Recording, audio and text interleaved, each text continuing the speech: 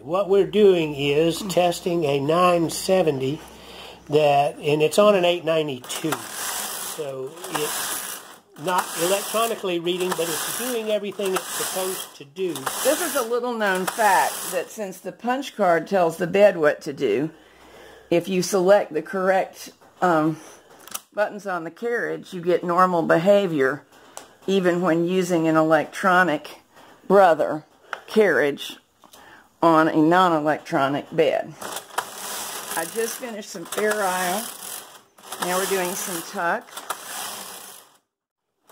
If you saw that seem to get stiff on me a minute ago, it did, and it's entirely my fault. I left the card locked. You can only tuck for so many rows, and I tried to go for too many because I didn't realize I'd left the card locked. But at this point, we're getting very nice tuck stitch fabric, no problem at all. So I'm going to slip over to slip stitch by changing tuck buttons to part buttons, and we should get the same design in the slip stitch version. Now, this carriage came because it was not moving evenly from side to side. I went in, I found some lubrication problems, so I cleared them up, but this carriage has not been deep soaked. I really am starting to think that I should deep soak all carriages that come to me. This one appears to be doing just fine. What happens is I cannot really guarantee that your carriage is going to work beautifully from now on until I've done the deep soak cleaning and gone in and disassembled the button area and gone through it and checked all the springs. This is my minimum charge to go in, find the problem, correct it. And that's what we've done. So I'll contact the customer and say, yeah, I found some old grease and I've washed out what I could get to, but it is not a deep soak cleaning. This carriage has been repaired. It has not been refurbished. And you see, Catherine... Oops. I was short rowing, and I did not do what I should have, thinking that I could sneak by. And I got some dropped stitches, so let's... Try it again. Let's do it again and make sure that's the only issue. Okay. I'm sure that all of the knitters out there watching were looking at me going, she's not going to get by with that. And they were right. Okay, knit across, put one in hold.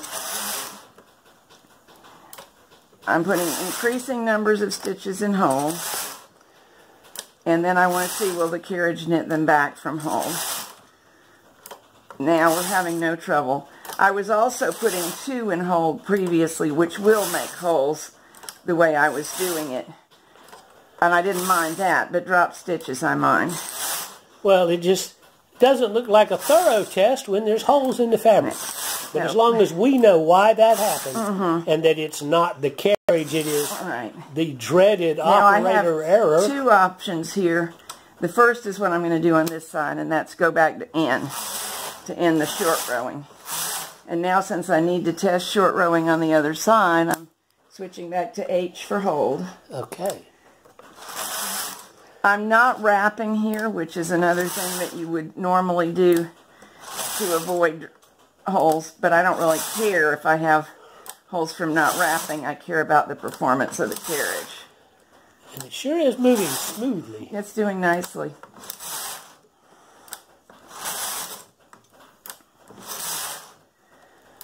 And in this case, I didn't move my weights, but I'm putting my finger in the weight position. Ah, yes. And I'm providing that same downward pressure. And I've seen you do that many times. I bet. Okay, this time I'm going to choose option B, just to make sure they knit back equally well from upper working position. And they did! Yay! So we've done all the major things this carriage does. We knitted some fair isle. With the card locked, you get vertical stripes, which is cool. Right. Then we made a mistake. We're not going to count that. Then we knitted a little stockinette to get back to normal. A nice piece of tuck stitch, which I'm going to flip over. Oh, yeah. And a piece of slip stitch, which normally is used from the purl side, but it can be used from the knit side. And then I made some more mistakes. But you saw that, we've corrected it, and we've done this short rowing. So everything's looking good. And on this one, I discovered something. I got my settings wrong momentarily. And I, come over here, Jack, and I pushed both buttons in, forgetting, just in a moment of stupidity, that you really only need the MC button for Fair Isle. I don't know what came over me. Well, let me make a comment. That was one of the things I saw right off, is those two buttons did not work independently. They didn't move freely, right. So it took quite a bit of washing out to get that. But the problem here was, so here was my mistake, and actually it's something that if I can reproduce it in a larger way, I will use in the future. When I pushed both buttons, I got all color 2 on the knit side of the fabric. The green is color 2.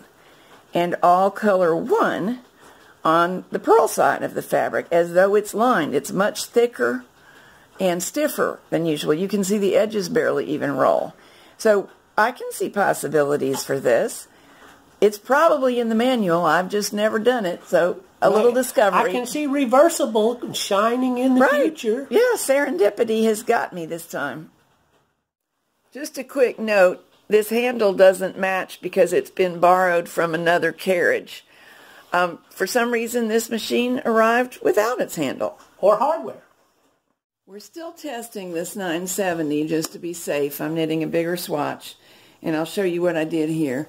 I did a bunch of slip stitch using this card, and it's not really it turns out a great pattern for slip stitch, but it performed fine. And so now I'm just using the 1x1 card and making tuck, and my reason for that is tuck is harder work on the person knitting and the machine too. So if a problem exists, it's more likely to show up in tuck. Now I'm going to knit with only a couple fingers holding on, and I'm working behind the camera, so I have very poor traction. However, I wanted to test it in this way because the original complaint with this carriage was that it was very, very, very stiff, hard to push. And if I can do it two-finger, and it no longer is. Jack did find several small problems and one quite big one. My yarn's trying to get around the camera, so that tells you where my camera is. Anyway, now it is really easy to push. And just so you know, I also tested it on my 930, which also works. However, the electronic eye on the 930 and the sensor on this carriage won't interface. They're positioned wrongly. So I can't pattern knit. And I only knitted stockinette, but we wanted to make sure, is it just knitting well on this bed, or is it knitting? My card ran out, so we've just gone back to stockinette. Anyway, happy news all the way around.